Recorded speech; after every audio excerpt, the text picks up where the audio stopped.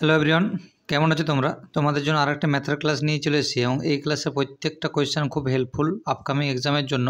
এবং এই সেম ধরনের কোয়েশ্চেন যে কোয়েশ্চেনগুলো আমি নিয়ে এসেছি, এই সেম ধরনের কোয়েশ্চেন ডাব্লিউপিতে অনেকবার কমনও এসেছে। চলো 1 নম্বর কোয়েশ্চেন আমরা শুরু করি। দেখো কী বলে 0.5%কে দশমিকে পরিণত করলে তার মান কত হবে। তাহলে দেখো কী বলে 0.5, ঠিক আছে, 0.5 তার পার্সেন্ট বলেছি, ঠিক আছে। তাহলে তার পার্সেন্ট মানে কত? দেখো 0.5 আর পার্সেন্ট মানে কত আমরা জানি, নিচে আমার 100, এটা তো আমরা জানি, অবশ্যই জানি।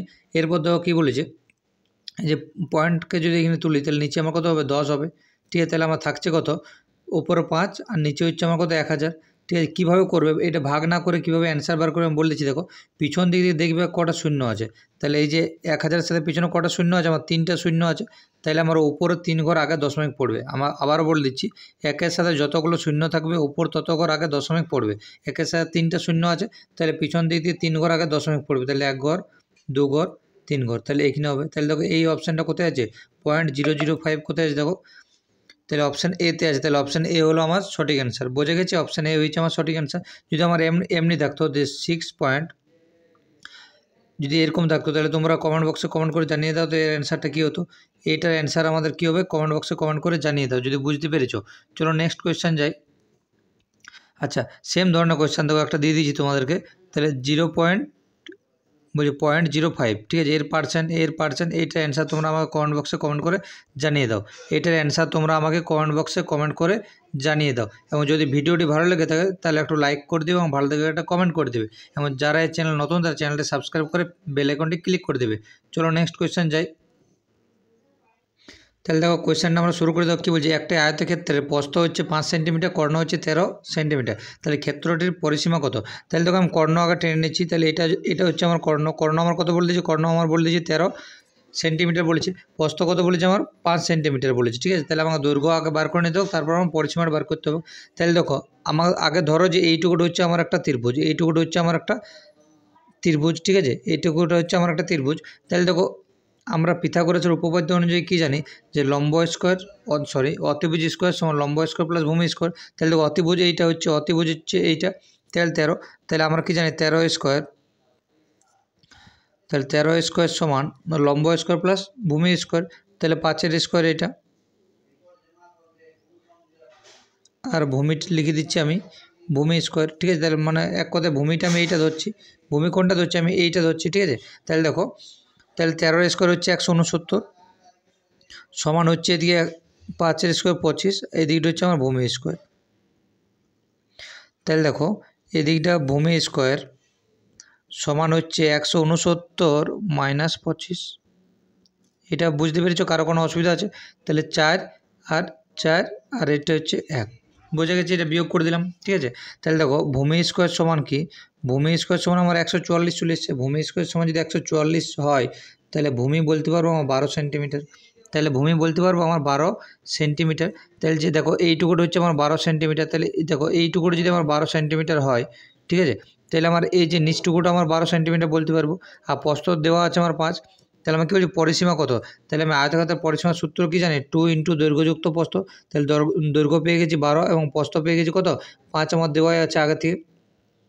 তাহলে 2 ইন্টু 12 5 17, তাহলে আমার কত পরিসীমা হচ্ছে আমার 34 সেন্টিমিটার। বোঝা গেছে কোয়েশ্চেনটা?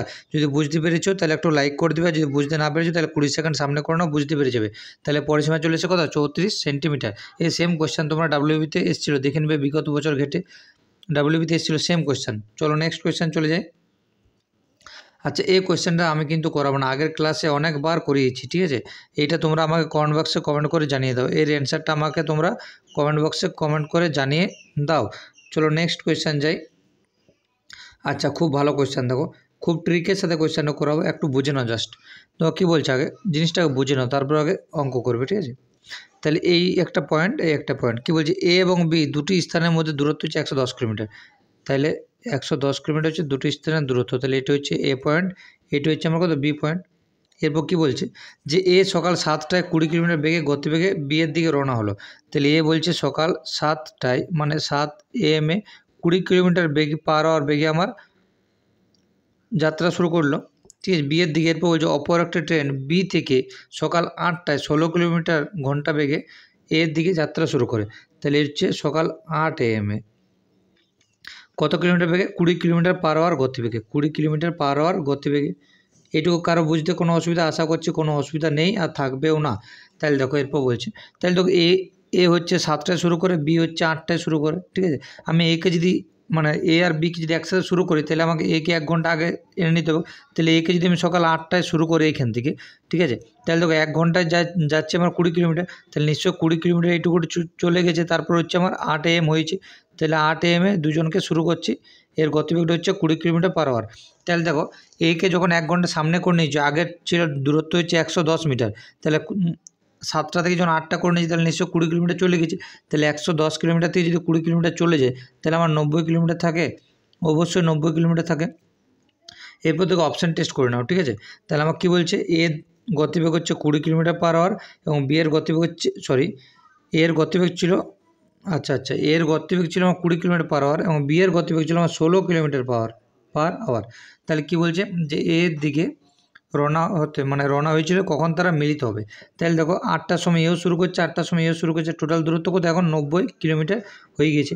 তাহলে এবারে অপশান টেস্ট করে নাও, দেখো ঠিক আছে। অপশান 1 ঘন্টা যদি ধরি আমি, 1 ঘন্টা দেখো 8টায় রওনা হয়েছিল, 9টায় যদি মিলিত হয় তাহলে নিশ্চয়ই 1 ঘন্টা।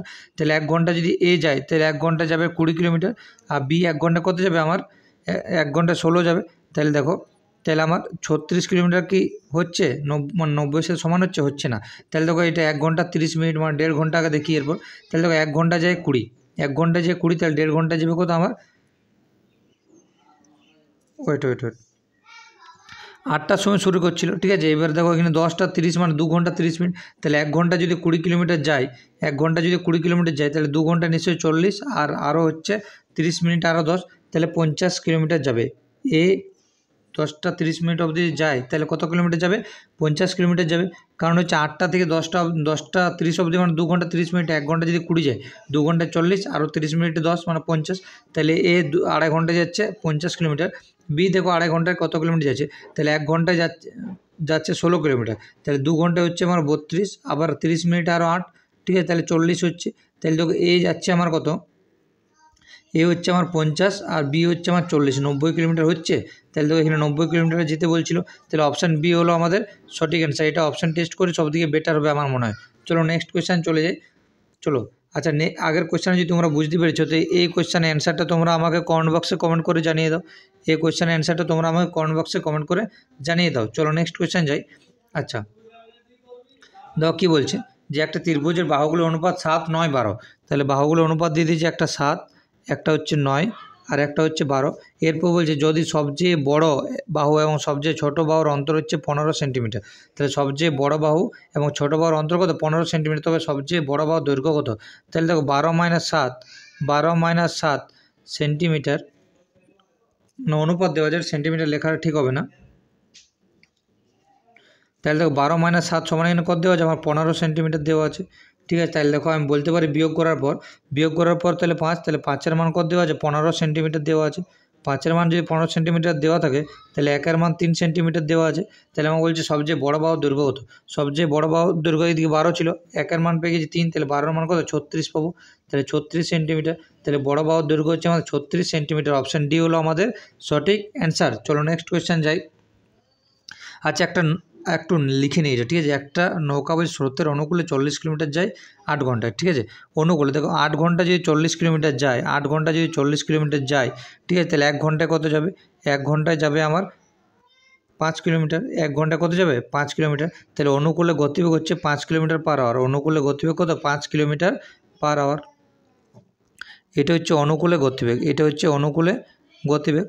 এরপর দেখো কী বলছে, যে স্রোতের প্রতিকূলে 36 কিলোমিটার যায় 6 ঘন্টায়।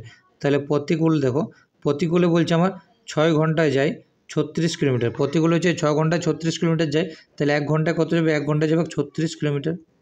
তাহলে তার প্রতিকূলে গতিবেগ কত হচ্ছে আমার? 6 কিলোমিটার পার আওয়ার। প্রতিকূলে গতিবেগ হচ্ছে 6 কিলোমিটার পার আওয়ার।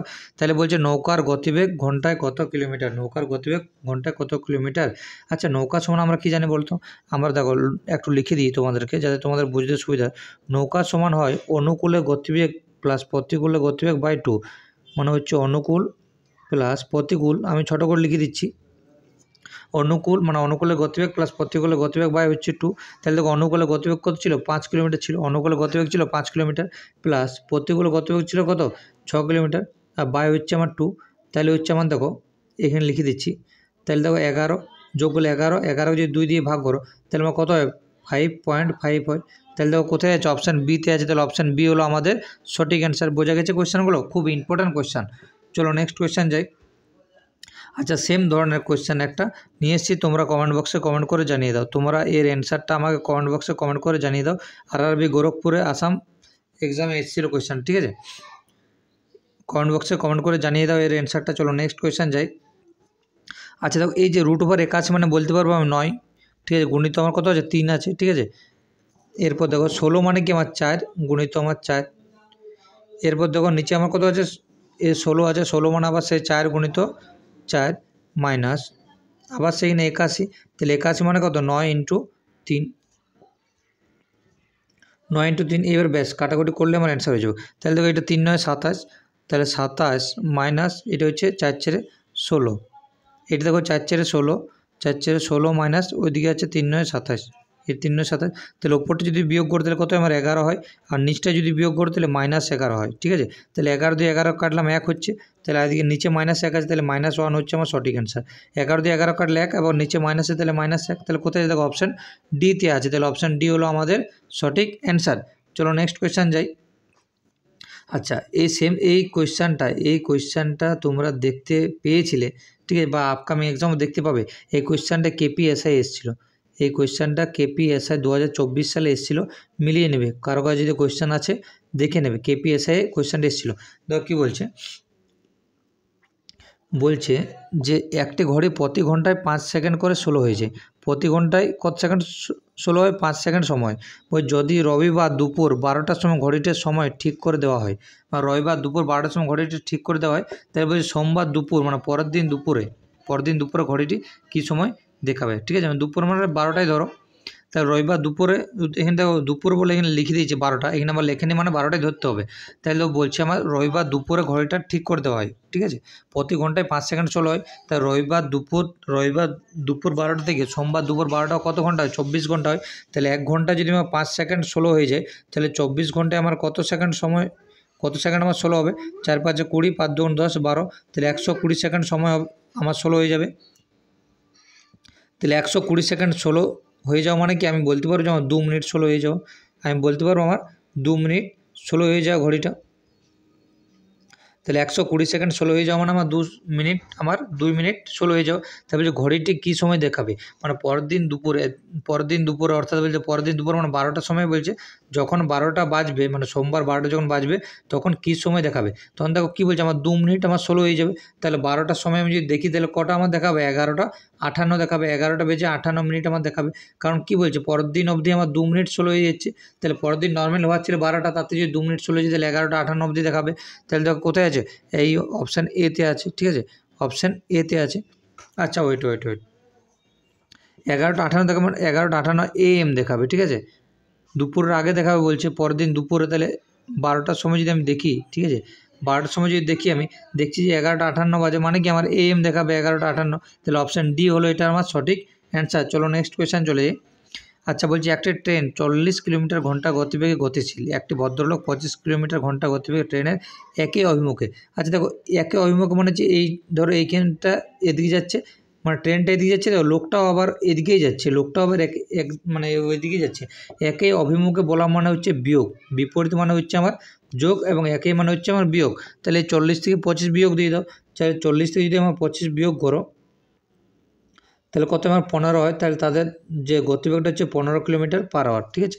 আবার বলছে 48 সেকেন্ডে কতটা অতিক্রম করবে, যদি বলছে ট্রেনটি লোকটি 48 সেকেন্ড অতিক্রম করে, তাহলে তখন 15 কিলোমিটার পার আওয়ার যেটা আছে সেটা আমি বলতে পারবো যে 3600 সেকেন্ডে যা হচ্ছে 15,000 মিটার, 3600 সেকেন্ডে যায় 15,000 মিটার। তাহলে 1 সেকেন্ডে আমার কত যাবে, 1 সেকেন্ডে যাবে আমার 15,000 মিটার, বা হচ্ছে আমার 3600, আবার এখানে 48 সেকেন্ড, তাহলে 48 সেকেন্ড আমার যাবে কত তাহলে 48টা উপরে আমি গুণ করে দিচ্ছি, ঠিক আছে। দেখো এই দুটো শূন্য 6 দিয়ে কাটো, এটা 6 6 36, 6 দিয়ে কাটলে 6 8 48, 6 দিয়ে যদি কাটো তাহলে 6 দুগুণে 12, 5 6 30, তাহলে 25 × 8 সমান হচ্ছে 200। তাহলে বলছি ট্রেনটির দৈর্ঘ্য কত? ট্রেনটির দৈর্ঘ্য হচ্ছে 200 মিটার। ট্রেনটির দৈর্ঘ্য কত হচ্ছে? 200 মিটার। কোথায় আছে? দেখো অপশান ডিতে আছে, তাহলে অপশান ডি হলো আমার সঠিক অ্যান্সার। মনে রাখবে একই দিকে হলে মাইনাস এবং যদি বিপরীত দিকে বলা হয় তাহলে যোগ হবে, ঠিক আছে। একই দিকে বললে বিয়োগ এবং বিপরীত দিকে বললে যোগ। বোঝা গেছে? চলো আজ এই পর্যন্তই ক্লাসটি।